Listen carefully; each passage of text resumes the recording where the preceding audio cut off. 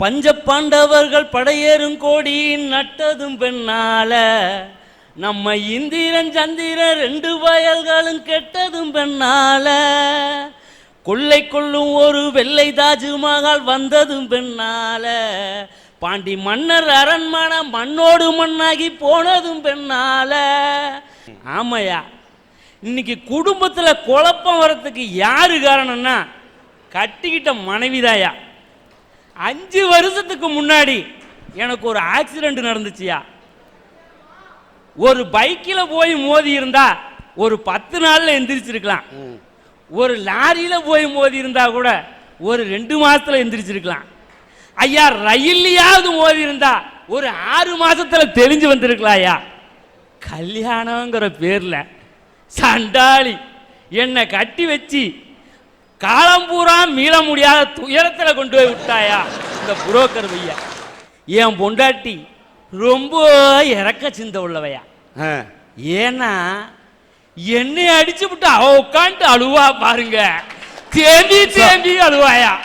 என்னமோ கல்யாணத்துக்கு முன்னால அமெரிக்கா அதிபரா இருந்தாரு, கல்யாணத்துக்கு போறதுக்காக நாமக்கல் ரோட்ல நாமகிரி கோயில பிச்சை எடுத்துட்டு இருக்கிறாரு.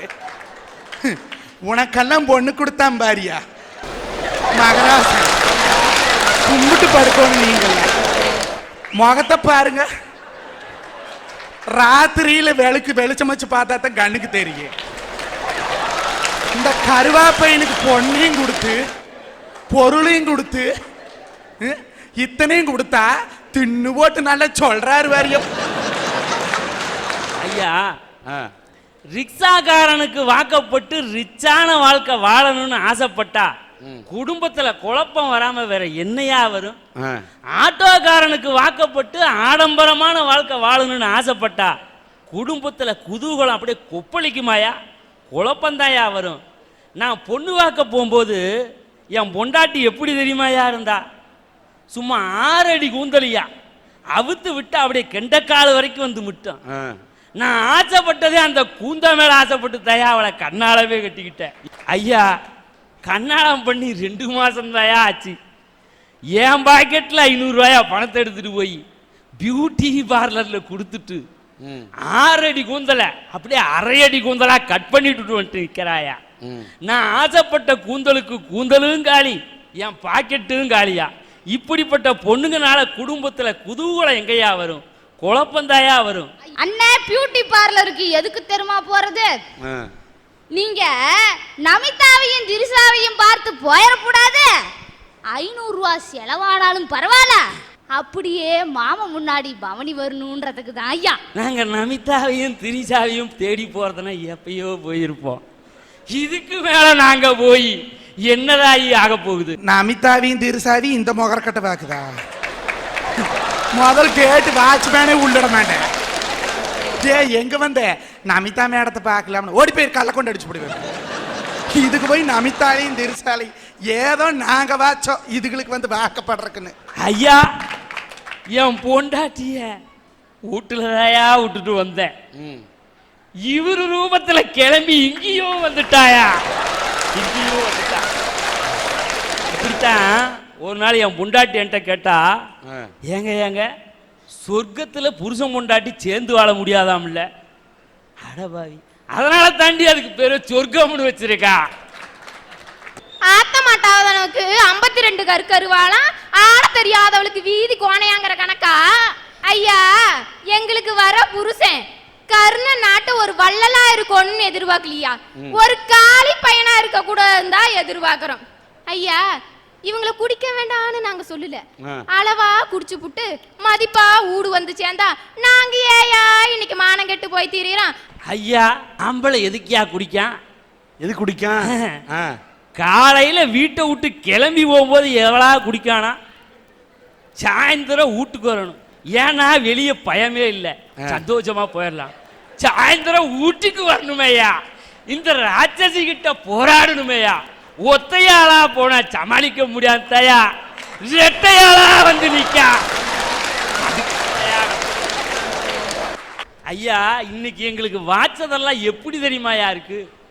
உதட்டுல சிவப்பு சாயத்தை பூசிக்கிட்டு இருக்கலாவும், கண்கள்ல மைய திட்டிட்டு இருக்கிறவளாவும், கைகள்ல அள்ளி அடிக்கிறவளாவும் இதயத்துல அரக்கியாவும் தான் இருந்துட்டு இருக்கா.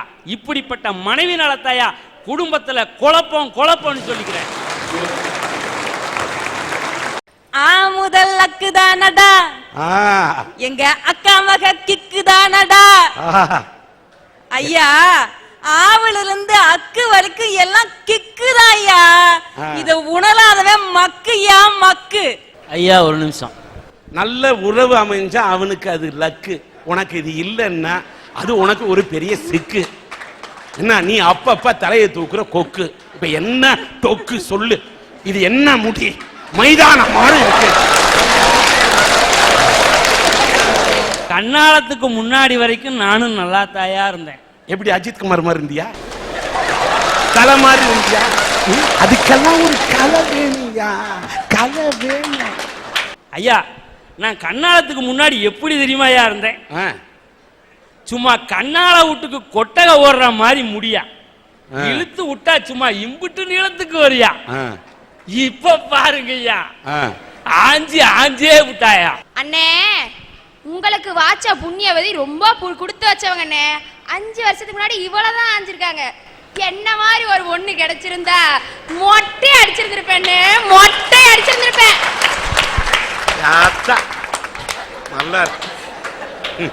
என்னைக்கு அவளை கண்ணாலம் கட்டிக்கிட்டனோ அன்னைக்கே நான் ஆகி விட்டையா அந்த அக்கா சொன்ன மாதிரி மக்கு மக்கு.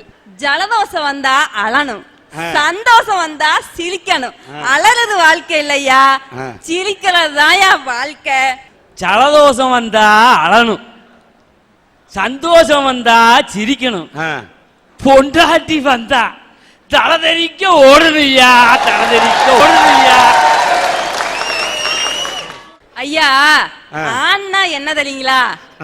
அன்பான அம்மா, ஆசையோட அறிவையோ சேர்த்து விட்டுற அப்பா, அப்பா இனிமையான இசை மாதிரி குழந்தைங்க ஐயா. ஈகையின் பயனா உடன் பிறப்புங்க. இந்த உலகத்து அறிவையெல்லாம் நமக்கு சேர்த்து விட்டுற தாத்தா பாட்டி, சொந்த பந்தம், உடன் பிறப்புகள், நண்பர்கள், இதெல்லாம் சேர்ந்ததாயா குடும்பம். ஐயா, ஒரு கவிஞன் அழகா சொல்லுவான், சின்ன சின்ன சோகங்களாலா வாழ்க்கை சோர்ந்துவிடும், வாடிவிடும் மலர்கள் கூட இதழ் விரித்து சிரிக்கிறது, வாழ பிறந்த உனக்கே அழுகை பிறக்கிறதுன்னு அழகா சொல்லுவாயா. நம் வாழ்வதற்காக பிறந்திருக்கிறோம் ஐயா. வாழ்க்கையில வர சின்ன சின்ன பிரச்சனைங்க வாழ்க்கைய அழிச்சிடாத ஐயா. அதையெல்லாம் அனுபவிச்சு பாருங்க ஐயா. குடும்பத்துல குதூகலம் ஐயா, குதூகலம். இவங்கெல்லாம் சொல்றாங்களே, கணவன் மனைவி குழந்தைகள் உறவு, இவங்கெல்லாம் இருந்தாதான் குதூகலம்னு சொல்றாங்க இல்லைங்களா? இதெல்லாம் குதூகலமா தான் இருக்கும். அந்த உறவுல அனுபவப்பட்டவங்க இருக்காங்க பாருங்க, அவங்க கிட்ட கேட்டு பார்த்தாதான் அந்த உறவோட குதூகலம் என்ன, அந்த படகு தத்தளிச்ச மாதிரி இருக்கிறமா என்னங்கிறது தெரியுங்க. என் கணவருக்கும் எனக்கும் 2 பெண் குழந்தை. சரி, கல்பனா உஷானுங்க. அந்த பொண்ணு கல்பனா பிறந்து கொஞ்ச நாளையிலே அதுக்கு இளம்பலவாதம்னு ஒரு நோய் வந்துச்சுங்க. 10 மாசத்துல அந்த குழந்தைய அப்பவே சொன்னாங்க உறவுக்காரங்கெல்லாம், இது பொன் குழந்தை தானே, அதுக்கு இது இளம்பலவாதம்னு ஒரு வியாதி வந்துருச்சு, இதை கொன்னுப்புடு, நீ வளர்த்தாத அப்படின்னாங்க. பெத்தவன் நானு, சொல்றது உறவுக்காரங்க. ஏன்னா அப்ப நம்ம அறியாத வயசு, 17 வயசுல கல்யாணம் பண்ண நமக்கு என்ன தெரியும்?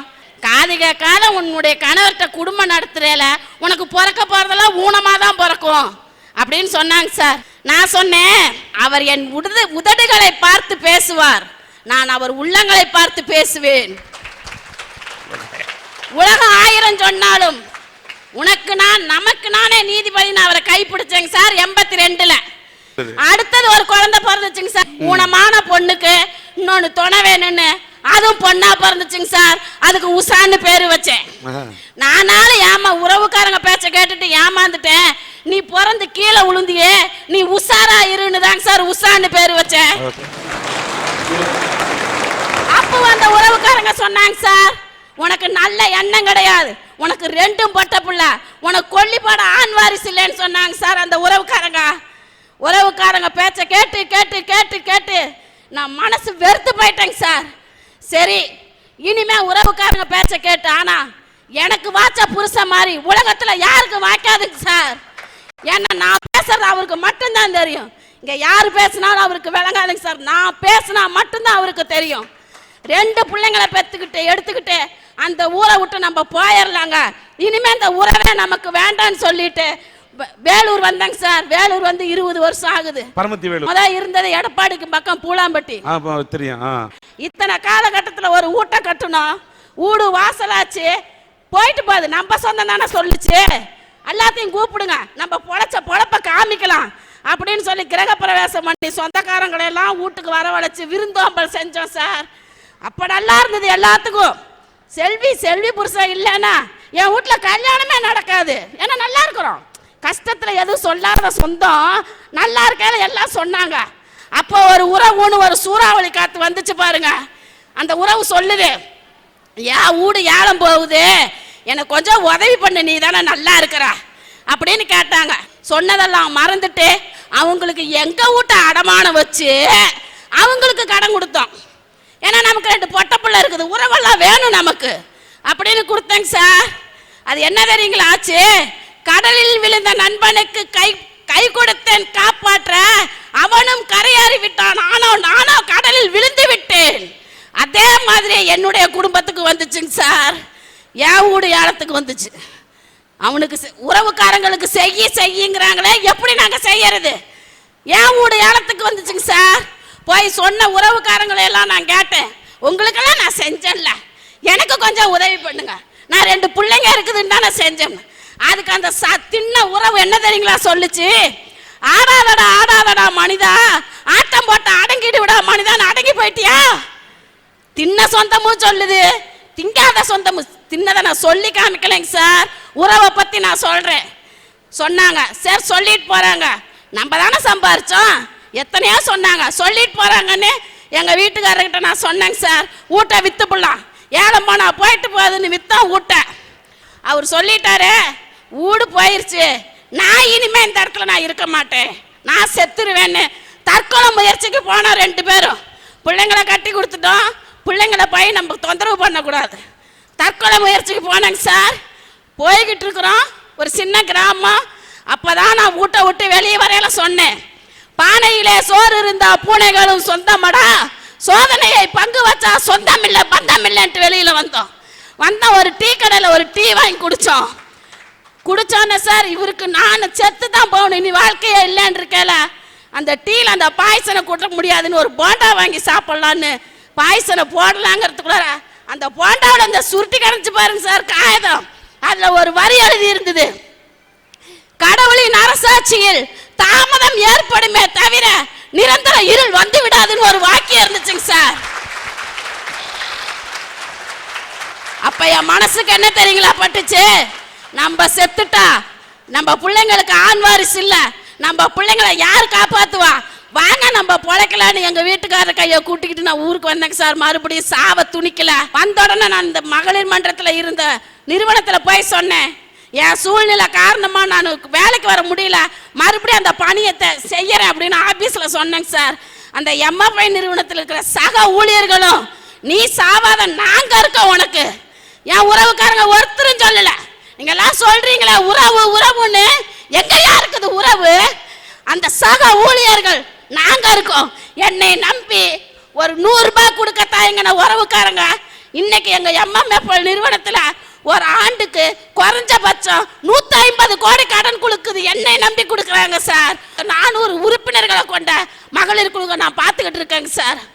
அப்பதான் சொன்னேன், நெஞ்சம் இருக்கு துணிவாக, நேரம் இருக்கு தெளிவாக, நினைத்தால் முடிப்பேன் சரியாக, நீ யார் நான் யார் போடா பொண்ணு உறவுக்கு சவால் விட்டுட்டு வந்தேங்க சார். இன்னும் அந்த உறவுக்கு நான் வீட்டுக்காரன் கூட்டுக்கு நான் போக மாட்டேன். ஆனா இந்த உறவை நான் மீண்டும் பார்க்கணும். எப்படி தெரியுங்களா? என் கண்களை தானமா கொடுத்து இந்த உறவுக்காரங்களா எப்படி இருக்கிறாங்கன்னு வம்சவாரியா பார்த்துக்கிட்டு இருக்கணுங்க சார். உறவுகளை ஒதுக்கணும். அப்பதான் உறவு இல்லாம இருந்தாதான் குடும்பத்துல குழப்பம் இல்லாம இருக்குங்க சார்.